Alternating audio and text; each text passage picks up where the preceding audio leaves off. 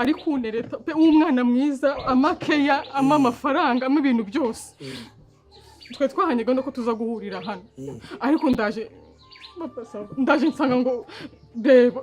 uyu muntu ngo niwe narinje kureba twandikiranye igihe kinini cyane nkamubaza nyereka amafoto yawe nkamuha yanjye nk'amafoto nimeze neza nk'amafoto yanjye yose nambwa ati nawe amafoto yawe akanyuza amafoto y'amapasiporo y'ibice gusa namubaza impamvu akambwira ngo nta kibazo ngo n'utuntu yararimo ngo ahise yifata ako kanya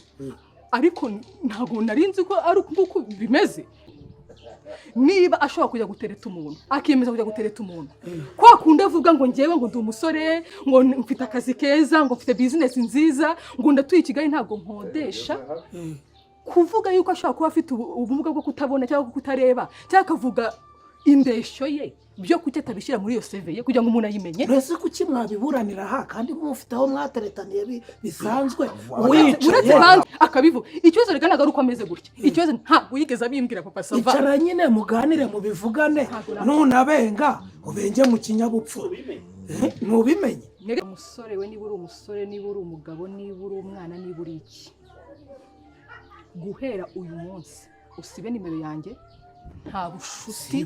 nta bushuti nkeneye kugirana n'uyu nguyu nicyo kinze nyanduka nigendere umva uretse kugenda ariko sheri uzongera umamagare mu izina rye nzagukunda kugeza ubwisi zikaraga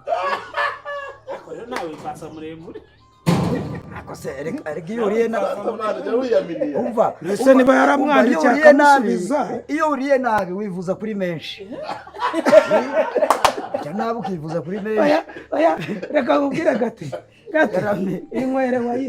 wayini reka ngushyire